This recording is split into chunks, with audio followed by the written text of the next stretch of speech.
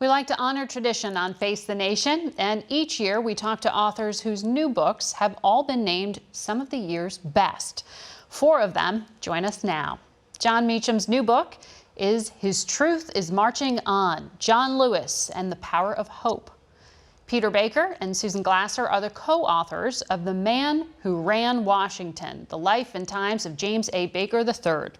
And Isabel Wilkerson is with us to discuss her latest, Cast, The Origins of Our Discontents. Good to see all of you. Isabel, I want to start with you.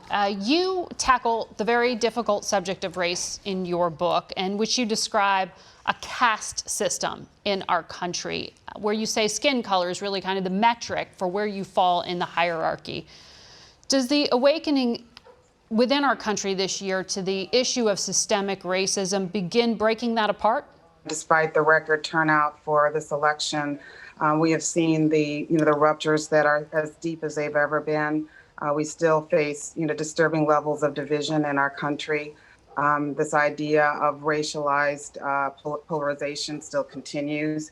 But I do hope that some of the things that have happened over the last year, this past summer, particularly involving the sense of awakening and outrage over what happened to George Floyd and Breonna Taylor and so many people who have become part of our conversation. I hope that this has been leading us to some type of awakening to get past these divisions. John, you profiled one of the giants of our civil rights struggle in this country, John Lewis, who we lost this year. And you wrote about his famous march to Selma, where he was severely beaten by law enforcement, even though this started out as a peaceful protest.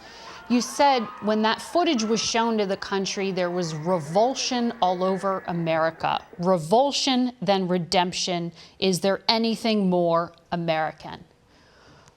Right now in America, we have revulsion that Isabel just described again at what happened. Are we at the point of redemption yet? Well, redemption's a complicated thing, and that's something that we have to work on every day. John Lewis represents, I think, faith in 2 fundamental forces in life. He was on that bridge because of a faith in God, and he was on that bridge because ultimately of a faith in America. Frederick Douglass once said, there is no soil so conducive to the growth of reform as American soil. And so there is progress is possible. And John used to say, when people would say, well, nothing's ever changed, he would say, when he was a senior member of Congress, come walk in my shoes. Now that's easy for me to say. I'm a white Southern male Episcopalian. Things tend to work out for me in this country. I wrote this book and I wanted to profile John Lewis because he represents the embodiment of the best that the religious impulse can play in our public life. And more than any other person I've ever known, he closed the gap between a profession of allegiance to the lessons of the Sermon on the Mount with the practice of those virtues. And I think if we look at stories of people who walk among us and who just walked among us, and we see what they did, and they did something so remarkable, that should give us some faith, some inspiration that we can do the same. Mm-hmm. And part of that process, Peter and Susan, is figuring out how to turn what the country is experiencing into action that falls upon our political leaders. I mean, you cover Washington, the both of you. We're seeing a lot of pressure on the president-elect to do something about race and division in this country. A lot of that early on is focused on representation. Does it end there? How does the president-elect begin dealing with this problem? Peter? Well, look, it's not just a question of who you put in your cabinet. That's only a start. There's obviously great wounds out there in this country to heal. And this is a president who has talked about doing that. He's talked about being a bridge builder and talked about being a healer and a person who wants to bring America together. We talk about, in our book, we talk about James Baker not so much as a race healer, but as a bridge builder. We talk about how he tried to work with the other party to make things happen. He tried to work with people from other countries and across the Cold War divide with the Soviets to bring the world together. And I think that what Joe Biden is talking about doing is the same kind of thing, where we can cross these lines and cross these divides and begin to reimagine America in a better way.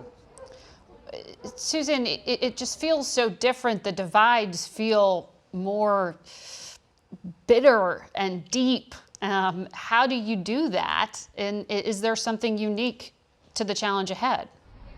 You know, Margaret, I think the thing that was so striking is just how profoundly the political incentives in the country have changed. It's not just that we've had a uniquely divisive president. We're often used to presidents more like Joe Biden, who at least talk and pay lip service to wanting to be a uniter, not a divider. So we certainly had a divisive president.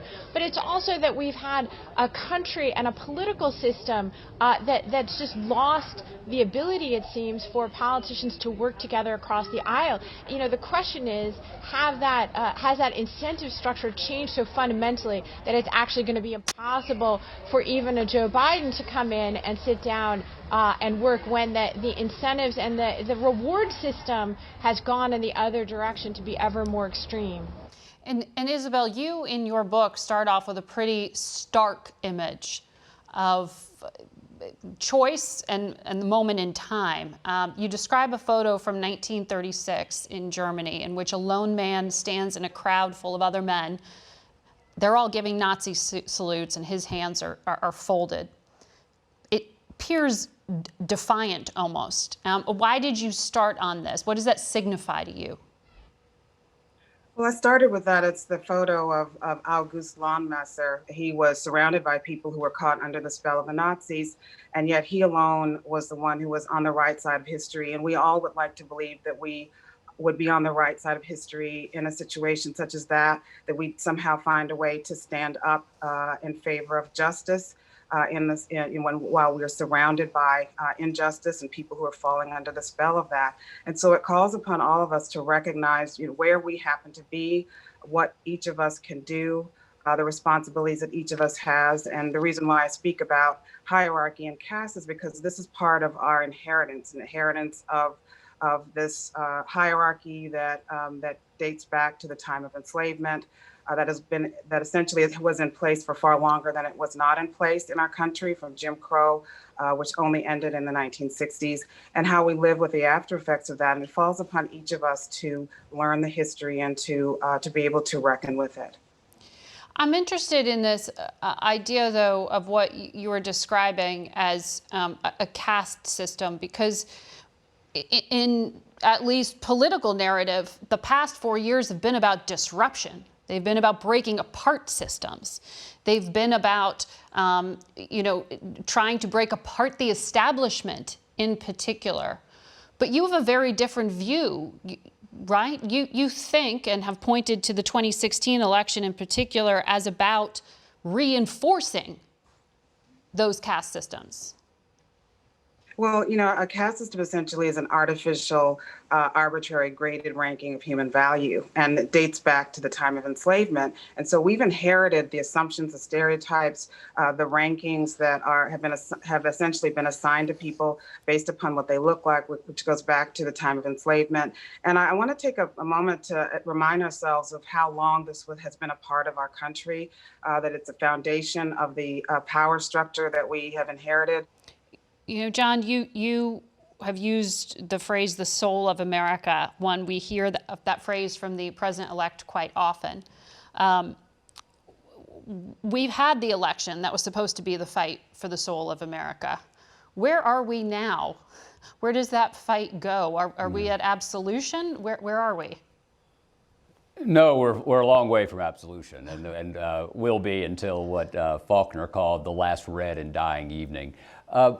My sense of the soul of the country is that the soul is not wholly good or wholly bad, but is an arena of contention in which our better angels, to use Lincoln's phrase, do battle against our worst instincts, many of the worst instincts that Isabel's remarkable work has cast light on. And every day is part of that struggle.